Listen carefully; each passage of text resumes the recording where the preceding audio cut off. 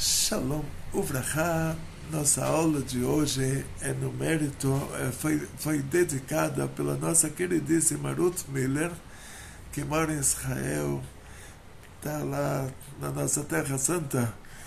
E a Ruth Miller, ela dedica essa aula de hoje no mérito da elevação da alma da mãe dela, da senhora Anardina Miller, que é filha de Carmelina Weber. O meu rabino Rav Moshe Weber também me lembra, na hora que eu vejo esse nome Weber, aí temos aqui a honra hoje, voltamos de volta às aulas, depois de um pequeno intervalo de férias escolares, de volta às aulas presenciais na ONG. Se você é um amigo da ONG, você pode sempre participar presencialmente da gravação das nossas aulas. E temos aqui a nossa querida diretora Rivka Haya, vai falar umas palavrinhas. Shalom, Vrahá, bom dia para todos. Estou muito feliz, estava com muita saudade do Abba, agora de estar aqui na ONG novamente, a agenda aberta, nossa programação tudo voltou ao normal, porque só funciona, a ONG não funciona sem o Rabino, né? Então agora chegou e tudo vai correr, voltar, né, a dentro da nossa programação normal de sempre. Então os amigos da ONG que quiserem, agora já abriu a agenda, quiserem marcar, né, já para a próxima semana, essa semana já não dá, mas para a próxima semana, aí já podem marcar para assistirem, me chamar no privado, logicamente, para assistirem uma aula junto com o Rabino aqui na ONG. Nosso querido Rabino 2, marido da nossa querida diretora. Estou estudando, Rabino. Tá bem, Shalom pra cá a todos. E o assunto de hoje é um assunto muito, muito importante. Vamos estudar hoje uma Mishnah. E a Mishnah em Masechet Tanit. A Mishnah nos conta, e o nosso estudo é no mérito da elevação da alma da mãe da nossa querida Ruth Miller, que é a senhora Anardina Miller, filha de Carmelina Weber. E a Mishnah nos conta em Masechet Tanit que nesse dia que começa hoje à noite, que em Israel provavelmente já deve ter começado, nesse dia de Tu B'Av, depois que a gente passou por uma descida tão grande, depois que passamos por 17 de Tammuz e 3 semanas que não podíamos ouvir música, não podíamos fazer casamentos, e depois um Tisha B'Av, um jejum de 24 horas, destruição do Bet HaMikdash, de quebra das muralhas até a destruição e o nosso exílio por todos os lugares do mundo. Depois que passamos por tudo isso, chegamos finalmente, graças a Deus, nesse dia de 15 de Av. E dizem nossos sábios no Masechet Tanit, na Mishnah, Perek Dalet Mishnah Het, Amar Rabban Shimon ben Gamaliel, disse o Rabban, o nosso Rebbe Shimon ben Gamaliel, Lo ayu yamim tovim l'Israel, que não existiram dias tão bons para o nosso povo, que Hamishá Asar Be'av, o que Yom Kippurim, como o dia 15 de Av, e como o dia do Yom Kippur. E é claro que na Torá está escrito sobre Yom Kippur que Veinitim et nafshotechem, vocês vão afligir a sua alma, não vão comer, não vão beber. Então, como a Mishnah pode dizer que esse é o melhor dia? Não tivemos dias bons como o dia 15 de Av, como Yom Kippur. Yom Kippur a gente não come, não bebe. Então é claro que a Mishnah não está se referindo ao jejum de Yom Kippur. Ela está se referindo a algo que acontecia nesse dia, fora o assunto do jejum. E o que acontecia no dia de Yom Kippur e o que acontecia no dia de 15 de Av. E aí a Mishnah continua nos explicando, Shebaen Benot Yerushalayim, que nesses dias do Tu B'Av e no dia de Yom Kippur, as meninas de Jerusalém, as jovens, vamos dizer assim, no Pirkei Avot, que também é uma Mishnah, tem um grande tzadik, um dos Tanoim, Tana é o rabino da Mishnah, Amorá é o rabino da época da Gemara. A diferença entre a Mishnah e a Gemara entre o começo da Mishnah. A Mishnah começa com Shimon HaTzadik. Ele era o último dos Anshei Knesset Gedolah, o último dos homens da grande assembleia. Ou seja, os homens da grande assembleia, Anshei Knesset Gedolah, eles eram antes da Mishnah. Vamos fazer assim um resumo. O Moshe Rabbeinu recebeu a Torá no Monte Sinai e repassou a Torá para o Yoshua ben Nun, para o Josué. E Yoshua lesknem lenevim, unvim mesaru al Anshei Knesset Gedolah. Então, o Josué, Yoshua ben Nun, ele repassou a Torá para os Nevim, para os profetas. Os profetas, lesknem, para os anciões. Os anciões repassaram a Torá para os Anshei Knesset Gedolah, que eram os homens da grande assembleia. O que eram esses homens da grande assembleia? Eles eram 120 sábios e profetas que viveram dentro do Império Persa desde a destruição do primeiro Bet HaMikdash, na qual nosso povo foi exilado para a Babilônia. A Babilônia, que era o Iraque antigo, foi conquistada pelo Irã antigo, que era a Pérsia. E os persas antigos, eles conquistaram o mundo inteiro. Está pior do que hoje. Hoje eles querem metade do mundo. Naquela época eles queriam o mundo inteiro e conseguiram. E aqueles persas antigos que conquistaram o mundo inteiro, eles deram permissão para a gente construir o segundo Bet HaMikdash. E aí chegamos até a época do Shimon HaTzadik, que ele era o último desses 120 sábios e profetas que viveram desde a destruição do primeiro Bet HaMikdash e a construção do segundo Bet HaMikdash. E na época do Shimon HaTzadik já podemos dizer que ele, sendo que ele era o último dos Anshei Knesset Gedolah, agora já começa a época da Mishnah. O rabino da Mishnah é chamado de Tana. Um desses rabinos da Mishnah, ele é chamado de Ben Hei. O outro é chamado de Ben Bagbag. Tiveram vários, mas esses dois é interessante, porque um é chamado de Ben Hei. Ele está dizendo que ele se converteu ao judaísmo. Ele é filho de Avram e Sará, que para o nome de Avram foi acrescentada a letra Rei, e para o nome de Sará foi acrescentada também a letra Rei. Então, ele está dizendo, ele é um guerreiro. Nós vemos também na passagem da Torá, na época da Mishnah, tinham Shmaya e Avtalion. Os dois se converteram ao judaísmo, os dois eram descendentes do rei da Assíria, Deus me livre, Sanherib, que tinha conquistado o mundo inteiro antes do Império da Babilônia. Outro Tana muito interessante, ele é chamado de Ben Bagbag. Por que Ben Bagbag? Ele também está dizendo, me converti ao judaísmo. Eu sou filho de Abraão e Sará. E Abraão e Sará, Hashem acrescentou a letra Rei no nome deles. E essa letra Rei, o valor numérico dela é 5. E a palavra Bag é a letra Bet, que o valor numérico dela é 2. E a letra Gimel, que o valor numérico dela é 3. E juntos formam o 5. O Ben Bagbag, ele também está dizendo, olha, eu sou um guerreiro, sou filho de Abraão e Sará. Me converti ao judaísmo. Esses Tanoim, essas pessoas tão elevadas, esses rabinos da Mishnah, cada um falou uma coisa que era a principal preocupação dele, tipo, o principal trabalho dele. Dentro desses pronunciamentos no Pirkei Avot, nós vamos ver a cronologia da nossa vida. Uma criança que tem 5 anos tem que estudar Rumash, com 18 anos tem que se casar, com 20 anos tem que trabalhar. Então nós entendemos que naquela época, com 18 anos, a menina se casava. A menina, para se casar com 18 anos, não é problema. Ela é uma jovem, com todos os dotes possíveis e imagináveis, e vão ter muitos pretendentes que querem se encontrar com ela. E a tradição judaica, fora isso, fora o fato de o Shulchan Aruch dizer que é proibido a pessoa ficar solteira.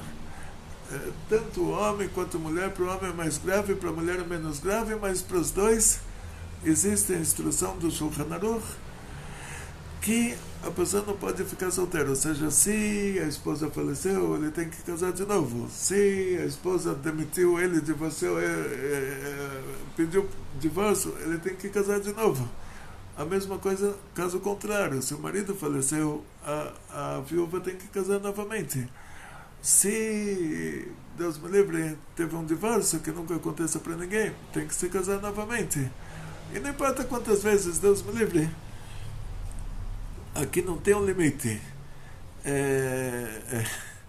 Me lembrou uma história, né, que tinha uma criança que chega na escola, a professora pergunta por que se atrasou. Ela falou, porque minha avó faleceu.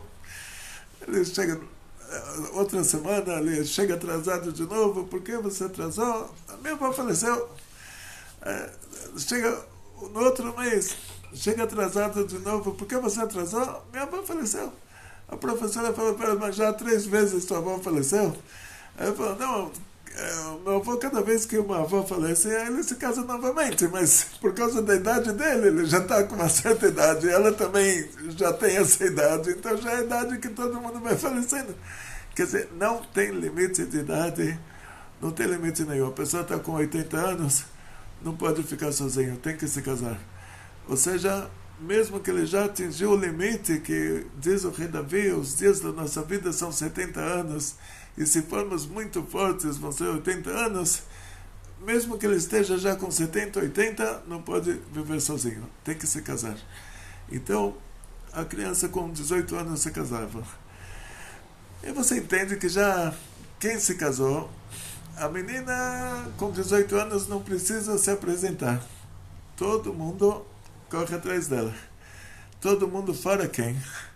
Fora um menino que é muito tímido, que ele, por motivos de timidez, ele não vai atrás dela, não vai procurar, ele fica com vergonha. E nossos sábios fizeram muitas restrições, que a mulher não pode cantar na frente do homem, e não pode dançar na frente do homem, não pode tocar um instrumento musical. E até que eles viram que tínhamos um problema. Algumas meninas já cresceram, já passaram dos 18 e já todas as amigas delas já se casaram e elas ficaram. E no judaísmo não pode sobrar para a titia, tem que casar. Diferente dos outros povos, das outras religiões, aqui a gente é obrigado a se casar. O que fizeram nossos sábios? Eles falaram, mas esses meninos que também sobraram, esses jovens homens, eles são tímidos, eles ficam com vergonha de falar com as mulheres, ficam com vergonha de procurar. E está escrito que o homem, ele tem que procurar a mulher como alguém que perdeu alguma coisa. E essa pessoa que perdeu alguma coisa, ele vai para achados e perdidos lá procurar o que ele perdeu. Então, os nossos sábios falam, então é a função do homem procurar a mulher. Por outro lado, nós vamos ver exemplos que nossos sábios batem palmas para esses exemplos, como o exemplo da Ruth. A Ruth, como todos vocês devem ter lido na festa de Shavuot, a gente lê a Megillat Ruth. Tem a Megillat de Purim, que é a Megillat Esther, tem a Megillat de Shavuot, que é a Megillat Ruth. E a Ruth, ela era bisavó do rei Davi. A Ruth, ela tinha se convertido, ela era de um país que, se você fala hoje califado islâmico, é um elogio para aquele país. Aquele país se chamava Moab. Se você falar califado islâmico, para eles é o maior elogio. Que eram pessoas tão ruins, o nível deles era tão baixo, a ponto de a Torá falar que se uma pessoa dessas, moabita, um homem desse povo se converter ao judaísmo, você não pode deixar ele se casar com uma mulher judia. Ele pode se casar com uma mulher também que se converteu ao judaísmo, mas a própria Torá determina que, olha, o nível deles, a gente não pode deixar eles entrarem no nosso povo. nível tão baixo assim. Esse povo já se perdeu na história, né? Já não temos... Chegou o Sanherib, misturou os povos e Baruch atah Adonai Eloheinu melech haolam she'akol nהיה b'dvarim. Amém. E a Ruth, ela pertencia a esse povo que era o pior povo do mundo, vamos dizer assim. Era um país que ficava onde tem a Jordânia hoje, e a Ruth, ela se converteu ao judaísmo, se casou, e o marido faleceu, sobrou a sogra. Ela se casou com um judeu, a história foi muito trágica lá, que tinha uma época que a nossa Terra Santa passou por uma dificuldade muito grande, teve uma fome muito grande, e tinha uma pessoa chamada Elimelech. Ele era casado com a Naomi, e ele tinha muito dinheiro, e ele com a esposa, com os 2 filhos, eles, na hora que começou a crise econômica a se agravar, ele com a esposa e com os 2 filhos, eles mudaram para o Moab. Eles imaginaram assim, lá no Moab não vai ter nenhum rabino correndo atrás de doações, não vai, quem vai para o lugar desses? É como se hoje você se mudasse para a Coreia do Norte. Você fala, na Coreia do Norte não vai ter nenhum rabino te procurando para dar uma doação, para dar para os pobres, e você está livre de qualquer... E o Moab, eles tinham certeza que no Moab ninguém chegaria, que é um país tão ruim. E a Ruth, ela era princesa do Moab. Ela tinha uma irmã que se chamava Orpa, e ela se casou com o filho da Naomi. A Orpa se casou com o outro filho. Os filhos faleceram, o marido da Naomi, o Elimelech, também faleceu, e a Naomi ficou sozinha. E ela falou para as noras, olha, perdi o dinheiro, perdi o marido, perdi os filhos, perdi tudo que eu tinha na vida. Fiquei sozinha no mundo. E agora eu me despeço de vocês, vocês são princesas, vocês voltam para o palácio do seu pai. E a Ruth falou, de jeito nenhum. Para onde você for, eu vou junto. O seu Deus é o meu Deus, seu povo é meu povo. Para onde você for, eu vou junto. A Naomi falou, eu não tenho nada para te dar, eu não vou ter mais filhos pela idade, E mesmo se eu tivesse um filho, até ele poder se casar com você, iria ter que esperar 18 anos, e você não poderia ter filhos. Então, o que eu tenho para te oferecer? A Ruth falou, seu Deus é o meu Deus, seu povo é meu povo, sua terra é minha terra, eu vou junto com você. Para onde você for, eu vou junto. E vou fazer propaganda da ponte da minha... Não posso falar onde eu estou fazendo a ponte, né? Não pode. Não pode, senão vai ser uma propaganda enganosa. Não, vai ser Deus me livre. Mas vamos, vocês, de qualquer maneira, a Ruth, ela acompanhou a Naomi, a Naomi voltou para Bethlehem, que era hoje copiaram muito o nome dessa cidade, tem Belém daqui, Belém de lá, né? A palavra Bethlehem quer dizer casa do pão. Quer dizer, um lugar que tinha muito trigo, um lugar que tinha muita fartura. Bethlehem Yehudá, Bethlehem na Judeia. Voltaram para lá 2 pobres coitadas, e a Naomi, que chegou lá, maior ricaça, voltou sem nada. A Ruth, que era filha do rei, princesa, saiu de lá sem nada, e as 2 vieram juntas para Bethlehem. E na nossa Torá tem várias leis sociais, como se diz assim, assistenciais. A Torá, diferente dos outros povos, nosso povo, desde 3.300 anos atrás, já tem leis de assistência social. Então a pessoa que está colhendo trigo, se caíram 2 espigas de trigo no chão, ele não pode pegar de volta. se ele esquecer um feixe de trigo, não pode voltar para pegar. Ou seja, iam muitas pessoas atrás dos colhedores para pegar uma, duas espigas que caíram no chão e o feixe de trigo que o colhedor esqueceu. E a Ruth entrou nessa estrutura e ela ia atrás dos colhedores e pegava o trigo que caía deles e levava para a sogra dela. As duas faziam uma farinha, faziam um pãozinho e elas estavam vivendo assim. Até que Naomi teve uma ideia muito, muito, muito fantástica, maravilhosa. Ela falou: Ruth, você vai se casar com a pessoa mais rica desse país, com a pessoa mais importante, porque no país não tinha um rei. Quem era o rei na prática era o juiz, era a época dos juízes. A pessoa então mais importante, ele é comparado ao rei. Ele é o mais rico, ele é o dono dos campos, e ele vem da melhor família possível e imaginável. Ele era da tribo de Eudá, que era a tribo importante, família importante. E quem era Ruth? Viúva, convertida, do país mais mal falado do mundo. Então, o que ela tinha para oferecer? Ela era pobre, ele era a pessoa mais rica. A linhagem dela, ela era convertida, não tinha família importante, quer dizer, no povo de Israel ela não tinha uma linhagem, e ele era da tribo de Judá.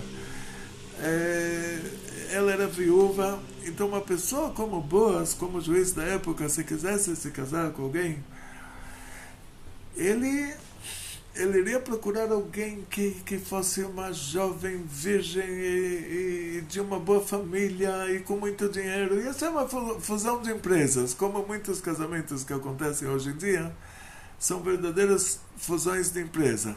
Então alguém como Boaz, se ele fosse procurar uma mulher para se casar, a Ruth não estaria na listinha dele nunca. E nem chegaria perto da lista dele. O que aconteceu na prática, que a Naomi, ela sabia disso. Ela falou: não espere que ele te procure, ele não vai te procurar. Ele vai procurar alguém que tenha muito dinheiro, e você é uma pobre coitada. Ele vai procurar alguém que nunca se casou e você já é viúva.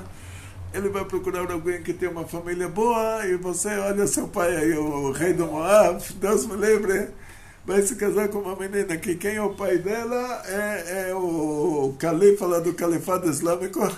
Ninguém vai querer entrar numa família dessas. Então, Bekitzur, a Naomi teve uma ideia sensacional. Ela falou: então não vamos esperar que ele venha te procurar, porque ele não vai te procurar. Então o que a gente vai fazer? Você vai procurar ele. Se você for procurar ele, você vai se apresentar: olha, eu sou a pobre coitada que arrecada, fica esperando os seus colhedores deixarem o trigo cair para ter o que comer. E eu sou a pobre coitada que o meu pai é o Eglon Melech Moav. Eu sou a pobre coitada que ele não vai se interessar. Então a Ruth deu uma ideia para a Naomi, a sogra, continua sendo a sogra, que ela não tinha ainda casado de novo, né? Deu uma ideia para ela, falou: olha, você vai jogar baixo. Você vai jogar baixo e seja o que Deus quiser. Então, a Ruth, ela se converteu ao judaísmo, né? Então, ela está aqui num ambiente religioso, assim, nunca iria imaginar uma coisa dessas, o que é jogar baixo, né? Ou seja, não está na cabeça dela. Na cabeça dela está só a pureza a Kedushá. A sogra dela falou: olha, mas tem horas que a gente tem que baixar de nível, porque senão você não vai conseguir nada.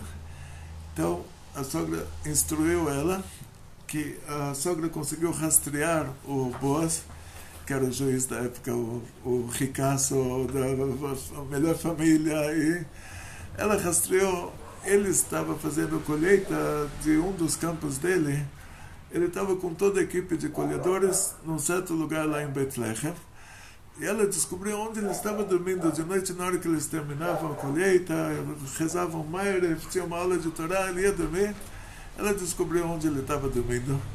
E ela pediu para Ruth, para ela ir lá. E naquela época a pessoa tinha uma túnica, né? Não tinha roupa de baixo, não tinha pijama. Tirar a túnica, entrar embaixo do cobertor dele. Na hora que ele perguntar para ela qualquer coisa, ela fala que ela gostaria muito de se casar com ele. Mas em que situação ela vai se encontrar? Ela está sem roupa embaixo do cobertor dele. Tá bom? Imagina, para ela fazer isso, o sacrifício que ela tinha que fazer. Uma menina que se converteu ao judaísmo, uma menina religiosa, que todo o interesse dela é interesse judaico-religioso, vai ter que estar lá embaixo do cobertor do Boaz, sem a túnica, e ela fez isso. Quer dizer, foi um esforço para ela, foi um sacrifício, mas ela foi, entrou lá, tirou a túnica, entrou embaixo do cobertor dele.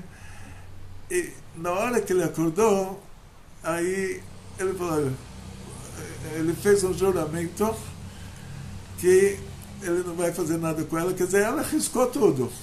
Lá podia terminar de qualquer maneira. Quer dizer, ela colocou ele no checkmate. E ela sabia que podia terminar de qualquer jeito lá. Mas podia dar tudo errado. Podia dar tudo errado ou podia dar certo da maneira errada. Sim. E a Hashem fez um milagre para ela, que ele jurou que ele não vai tocar nela, mas ele vai se casar com ela. E ele falou, vamos fazer isso da maneira correta. Então aí ela já colocou a condição dela também. Na hora que ele já aceitou a proposta, ela falou, que bom. Então agora que você quer se casar comigo, agora eu tenho aqui a minha listinha, o que eu vou pedir para você para concordar com esse casamento. Quer dizer, aqui era toda um arranjo. Então ela falou, eu tenho minha sogra, não estou sozinha. A minha sogra, ela tinha um campo, e o marido vendeu o campo, e o marido faleceu, e ela ficou sem dinheiro. Então agora eu quero que você resgate o campo dela.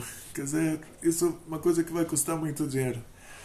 E eu entro no pacote, que você resgata o campo dela e se casa comigo. Ou seja, toda uma... E o que isso tem a ver agora com o nosso caso de Tubev. Então nossos sábios, como nós sabemos, estudamos que eles fizeram algumas restrições pela Torá. A pessoa não pode ter uma relação com a mulher ela estando nidá, ela estando no ciclo menstrual. E de Rabanan, ela tem que contar 7 dias limpos e depois vai para o mikve, fora os 5 dias do ciclo menstrual. E essa é toda a restrição que tem pela Torá, ou seja, assim, pela Torá não teria problema da mulher cantar na frente do homem, não teria problema da mulher dançar na frente do homem, não teria problema da mulher tocar um instrumento musical na frente dos homens. Mas nossos sábios, eles fizeram mitzvah de Rabanan, ou seja, pela força que a Torá deu para eles, que a Torá fala, tudo que eles decretarem do lugar que Hashem vai escolher, que é o Beit HaMikdash, nós não podemos nos desviar disso nem para a direita nem para a esquerda. Eles decretaram poucas coisas. E uma das coisas, por exemplo, teve aqui em São Paulo o show do Abraham Fried. Veio Abraham Fried, minha esposa estava lá, minha filha estava lá, e o Abraham Fried cantou, e minha filha tirou foto com ele. De boa. Se viesse a Avrama Frida, a mulher lá cantar, só poderia cantar para mulheres. Quer dizer, o homem pode cantar para homens e mulheres, mas uma mulher só pode cantar para mulheres. Não estou falando assim sobre um Shabbat dentro de casa com a família. Estou falando de uma maneira geral que eles determinaram que a voz da mulher é como se fosse a mulher descoberta. Como se ela tirasse a roupa. Isso, Kol Isha Ervah. A voz da mulher é como a parte coberta da mulher. Aí você vai ver que antigamente realmente acontecia isso, que os marinheiros portugueses, tem lá no livro das Lusíadas, dos Camões, 500 anos atrás, os marinheiros ouviam o canto das sereias e eles perdiam a cabeça e caíam na água e morriam afogados lá por causa do canto das sereias. Então isso que a voz da mulher atrai o homem é comprovado, cientificamente comprovado. Então nossos sábios proibiram as mulheres de cantar na frente dos homens.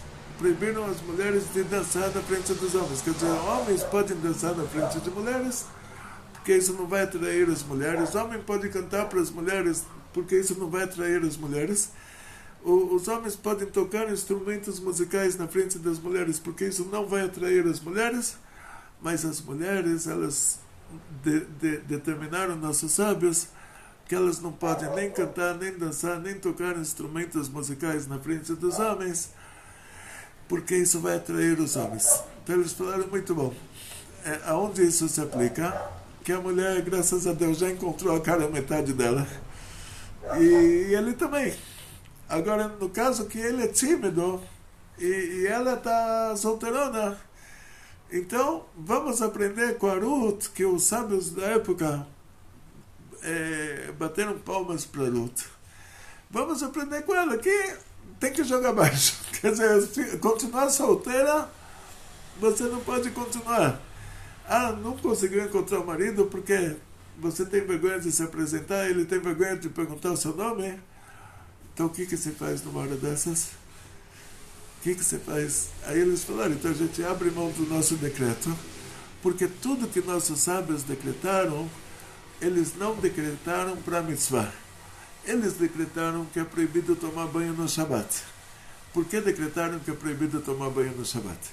Tinham judeus que eles eram donos de balneários romanos da época, e eles esquentavam a água no Shabat. Não conseguiram parar isso. Então nossos sábios, para que essas pessoas fechassem esses balneários no Shabat, eles determinaram que é proibido tomar banho de água quente no Shabat.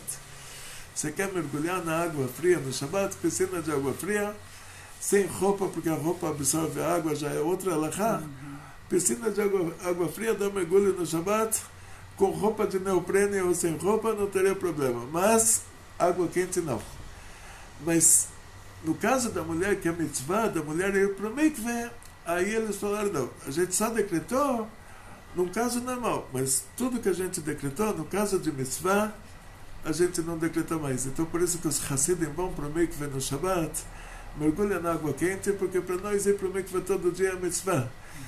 E então todos os decretos que eles fizeram, eles não decretaram num caso de mitzvah.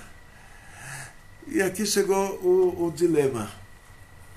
Será que o fato da mulher estar solteira, isso não é uma coisa grave? O homem tem a mitzvah de se casar. Diz o Shulchan Aruch, a mulher também não pode ficar solteira. Será que não é uma coisa grave? Não estão fazendo essa mitzvah porque tem essas restrições? Está dificultando a comunicação entre os homens e as mulheres. Então o que eles fizeram? Abriram uma exceção monitorada. Exceção monitorada quer dizer assim, eles falaram, olha, no dia de Yom Kippur, que é um dia tão sagrado, é claro que ninguém vai fazer besteira. Então um dia como Tu B'Av, que é um dia tão importante, claro que ninguém vai fazer besteira. Então eles determinaram que nesses 2 dias as solteironas de Jerusalém e os solteirões, e quer dizer, a gente está falando assim, com 18 anos você começa a procurar o marido, se não casou até os 22 já é uma solteirona, né? E se não casou até os 22 já é um solteirão. Aí eles falaram, agora é um caso de mitzvah.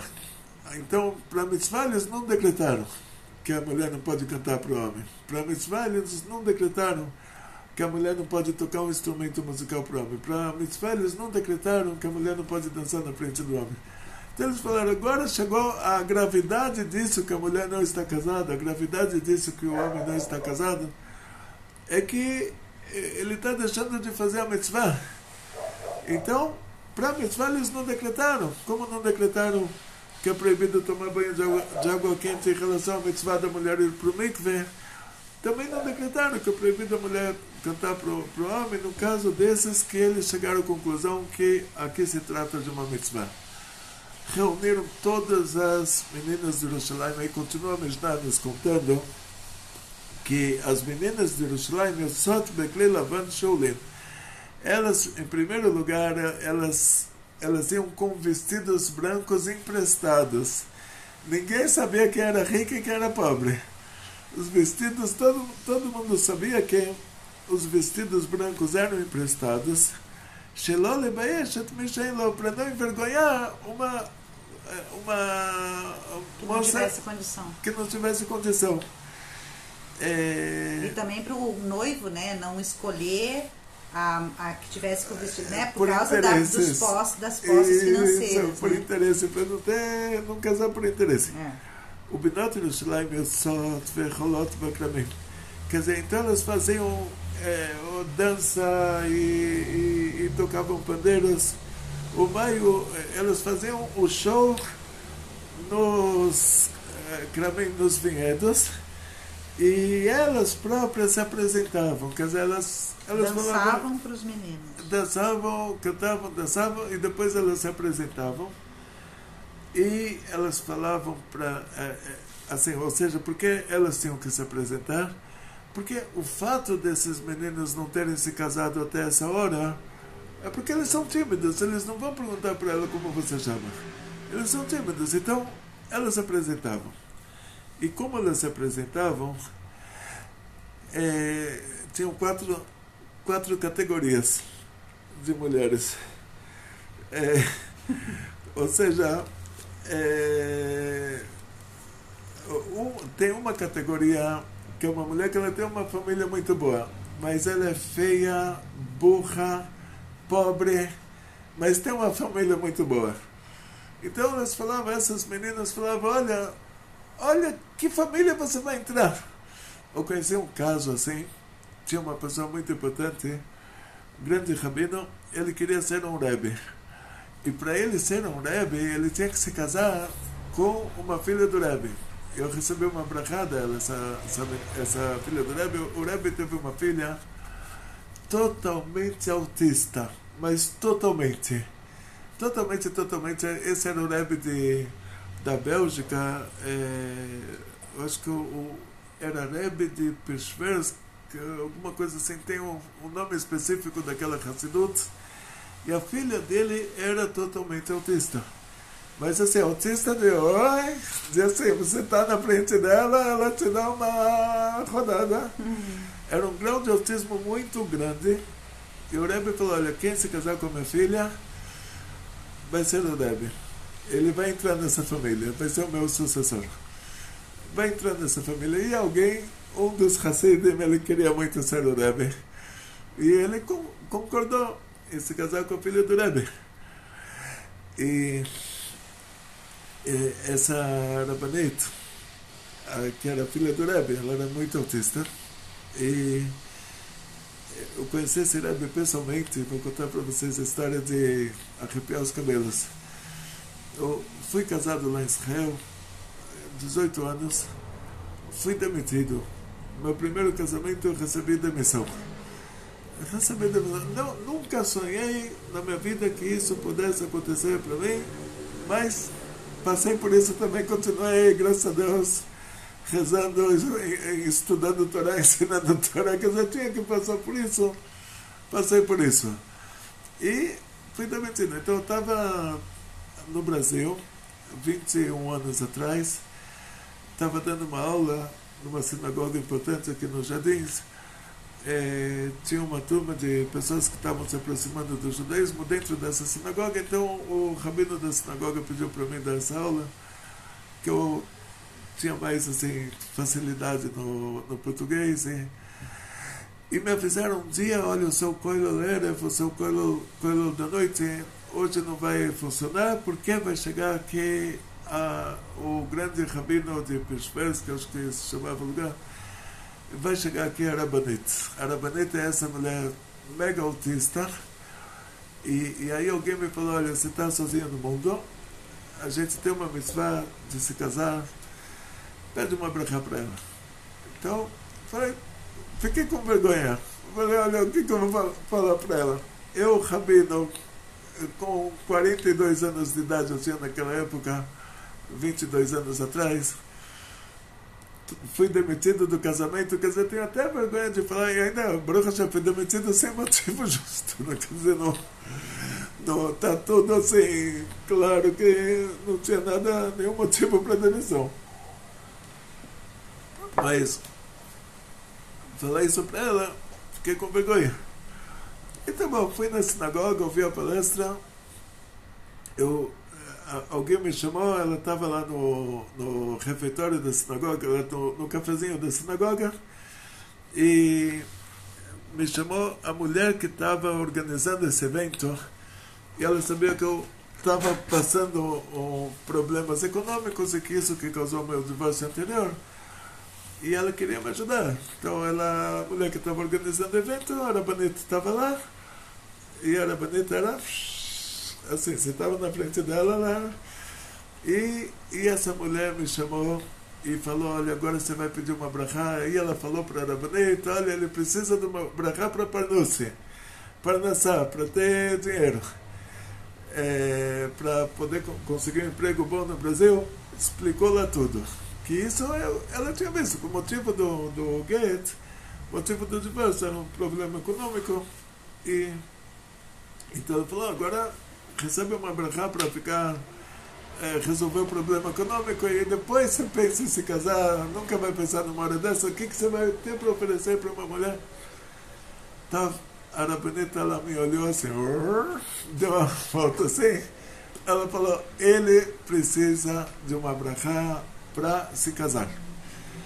E ela me deu uma brachá para casamento. Não precisa falar que 2 semanas depois disso, conheci minha futura esposa. E depois, 3 meses depois, me casei.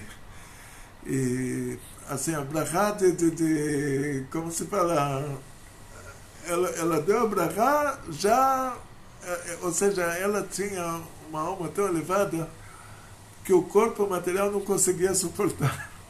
Então ela estava toda descontrolada, mas o que ela falava acontecia. Uma coisa assim, dava pele play. Então o que acontece na prática, voltando aqui para o nosso assunto, o marido dela se casou com ela para se tornar o Rebbe.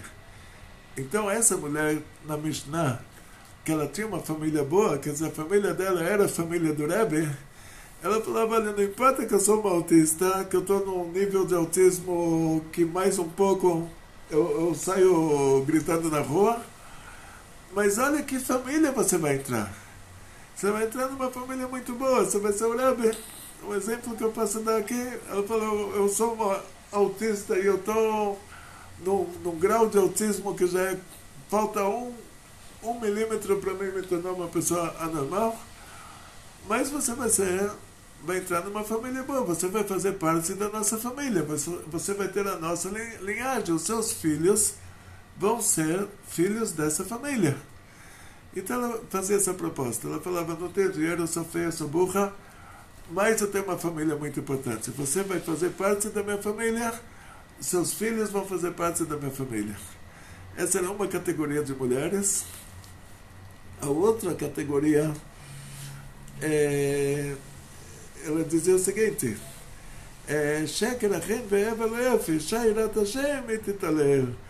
quer dizer, a beleza é uma mentira. Desculpa, a simpatia, a simpatia é uma mentira. A beleza é uma coisa... Passageira, uma coisa vã. Porque a beleza, realmente a gente sabe que beleza passa. Então, a partir da hora que a criança nasce, ela vai ficando cada vez mais bonita. Está escrito sobre a Sara. A Sara, ela tinha 7, 20 e 100 anos de idade. A Torá não fala que ela tinha 127 anos de idade. A Torá fala que ela tinha 7 e 25. Porque, dizem nossos sábios, com 100 anos, ela tinha beleza de 7. E ela tinha pecados de 20. Como até 20 anos, uma criança judia, um menino ou uma menina judeus, eles não são passíveis de castigo por ter feito uma coisa errada, porque não são considerados maturos o suficiente para não fazer a coisa errada. Então, ela tinha pecados de 20, quer dizer, não tinha pecados, e ela tinha beleza de 7. Assim dizem os mefarshim. Quer dizer que a menina com 7 anos, ela está com uma beleza muito grande. Mas quando ela faz 77, ela já não é tão bonita assim. Então, a beleza é uma coisa vã, porque ela é passageira. A simpatia, ela é uma mentira, que pode ser que a pessoa está sendo simpática porque ela quer vender alguma coisa. Depois que você comprou, ela já não vai ser tão simpática assim. Então, no pré-venda, a vendedora está simpática. No pós-venda, na hora que dá um problema com o produto, ela desaparece. Então, quer dizer, aí você fala, mas ela estava tão simpática no pré-venda, por que no pós-venda ela desapareceu? Então, já é uma coisa que ela fazia constantemente. Então, na prática, cada uma ela ofereceu o que ela tinha de melhor. Então, essa que tem a Irat Hashem, Temor Hashem, ela vai falar, olha, eu sou uma Rabbanit, eu sou uma estudiosa da Torá, você se casando, você vai ser o marido da Rabbanit. A outra, que ela era... Agora, cada uma dessas categorias, quer dizer, o resto ela não tinha. Ela vai falar, olha, eu sou uma Rabbanit, eu sou uma estudiosa da Torá, minha família não presta, meu dinheiro eu não tenho, mas eu estudei muito a Torá, eu tenho muito Irat Hashem.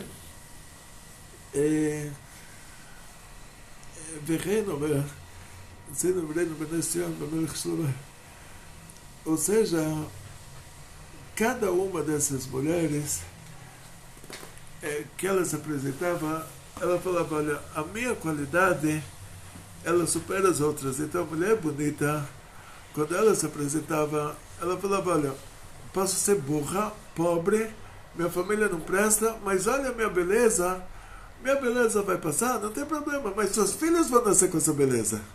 A gente se casando, nossas filhas vão nascer bonitas assim, e vai ser fácil para elas encontrarem maridos. A outra, que era a rica, que ela era feia, burra, ou seja, cada uma o que ela tinha, os outros não tinham, as outras não tinham.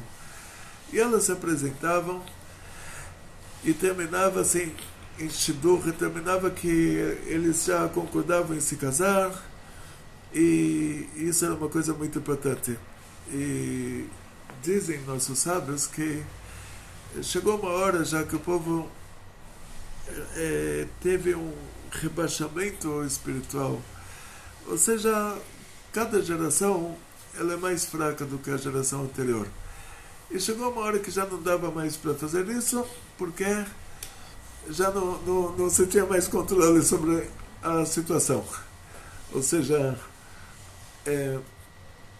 naquela época que eles instituíram esses dias para esses encontros, as meninas eram mais puras, mais ingênuas, os meninos eram mais puros, mais ingênuos, quer dizer, não terminava em coisas erradas. Chegou uma geração que já as pessoas não tinham mais toda essa ingenuidade e podia terminar em coisa errada, então nossos sábios eles pararam essa tradição. Ou seja, imagina, no próprio dia do Yom Kippur aconteciam esses encontros.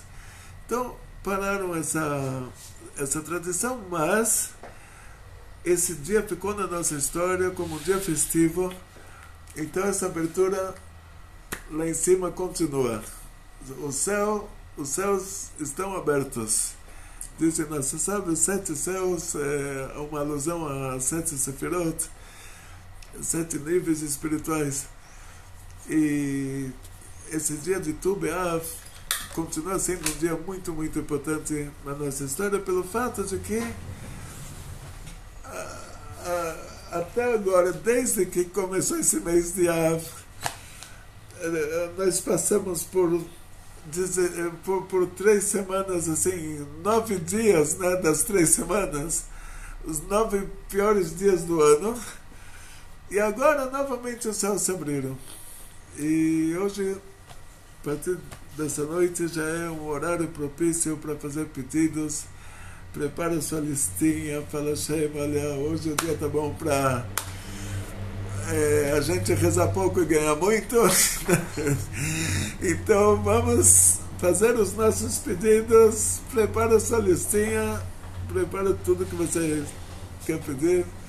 Agradecemos novamente a patrocinadora da nossa aula de hoje, que foi a nossa querida Ruth Miller, que dedicou a nossa aula no mérito da elevação da alma de sua querida mãe, Anardina Miller, que ela era filha de Carmelina Weber.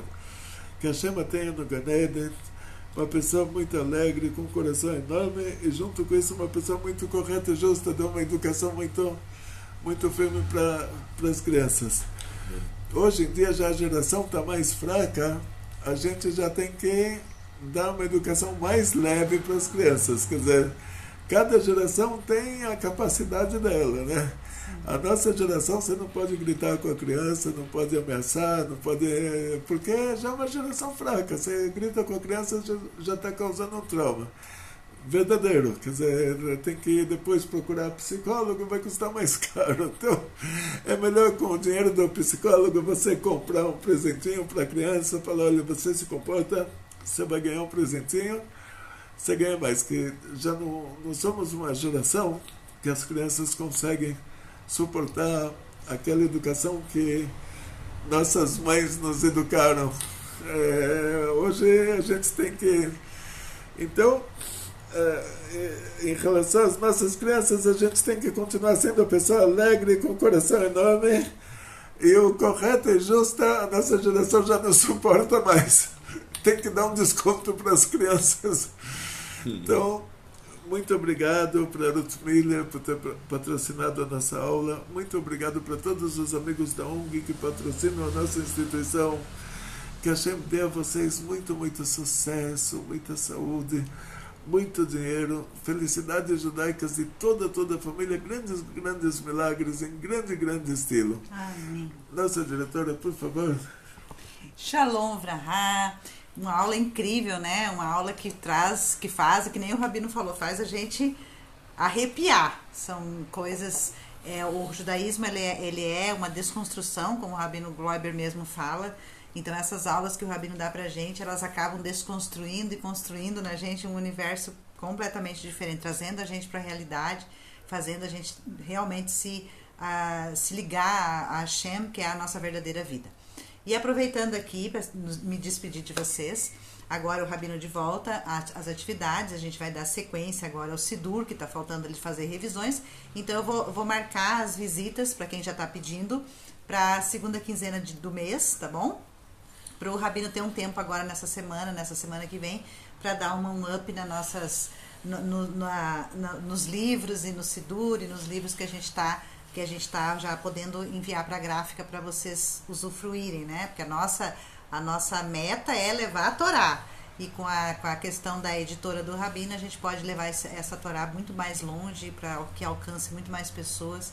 E graças a Deus o trabalho do Rabino é incrível. Então, um beijo no coração de todos vocês. Muito obrigado pela Tzedakah do mês de julho. Obrigado para todos vocês que estão fazendo do mês de agosto.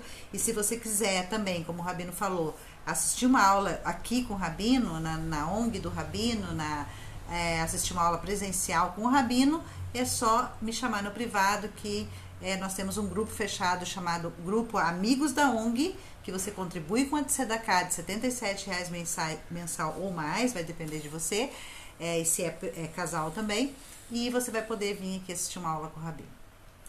Shavuot Tov. Nosso querido Rabino 2. Como eu sempre digo, a gente está sempre imerso nesse mar de conhecimento. Né?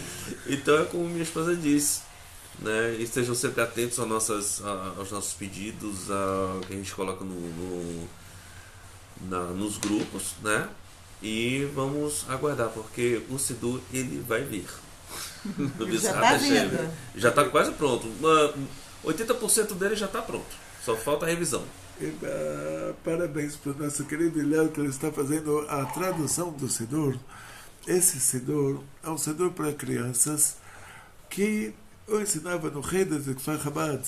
Em 1984, eu era melama de Kfar Chabad, terminei o Koilo, terminei o Shabbat, terminei o Koilo. E as crianças, eles têm um desconto na reza. E esse mesmo desconto, muitos de nós precisam desse mesmo desconto. Porque precisei, e preciso até hoje. Para começar, se a pessoa recebe um Siddur muito grosso, ele acaba associando a reza, eu vou falar, eu não vou conseguir rezar tudo mesmo. Então, não vou rezar não. Ele acaba assim, tem na Gemara tem uma história, é chamado Conselho de Titus. O Onkelos, que ele traduziu a Torá para aramaico, foi a tradução escolhida pelos nossos sábios para acompanhar a Torá na língua santa, numa época que o povo falava aramaico. E esse Onkelos, ele era um grande tzadik, só que antes dele ser um grande tzadik, ele não era judeu, ele era romano, e ele era o sobrinho do Titus, que era o imperador romano que destruiu o Beit HaMikdash, e o Onkelos queria se converter ao judaísmo. E ele foi lá para o centro espírita da época, não sabia que pela Torá era proibido fazer isso. Aí ele baixou a alma do Titus e perguntou para o Titus: o que você me aconselharia? Depois que o Titus contou para ele tudo que o Titus está passando lá no Guéna, e ele falou, tá vendo? Ele perguntou para o Titus quem é importante no próximo mundo. O Titus falou para ele: só o povo de Israel. O que está acontecendo para você, imperador de Roma, a pessoa mais importante do mundo? Eu falei: olha, o que eu pedi para me fazer, estou me fazendo 3 vezes por dia. Eu pedi para cremarem o meu corpo, espalharem minhas cinzas pelos 7 mares, para que o Deus de Israel não me encontre. Todo dia me ressuscitam, fazem o catalenha, me queimam vivo e espalham minhas cinzas por 7 mares. Olha que humilhação para a pessoa mais importante do mundo. Então ele perguntou: será que você me aconselha a me converter ao judaísmo? O Titus falou para ele: os judeus, eles têm muitas mitzvot. Você não vai conseguir fazer tudo. Então, ou tudo ou nada. Já que você não vai conseguir fazer tudo, não faça nada. E agora você quer ficar grande, então vai contra eles, porque não é bonito para Deus que um povo lá de baixo começa a fazer problemas para nós. Então Hashem sempre escolhe quando a gente merece esses problemas, Deus me livre. Hashem faz com que aquele povo que optou por nos fazer os problemas se torne um povo importante. Isso que está acontecendo com o Irã hoje, Deus me livre. O Irã não era nada 20 anos atrás, agora já tem aliança com a Rússia e com a China, já está vendendo armas, quer dizer, qualquer um que começa a fazer o mal para nós, para a gente não passar vergonha, então Hashem faz esse povo ficar importante. Quando a gente merece esse mal, Deus me livre. Então, o conselho do Titus é ou tudo ou nada. Agora, o conselho da Torá é me'at agarshenu mipanecha pen yarbe alecha chayot hasadeh.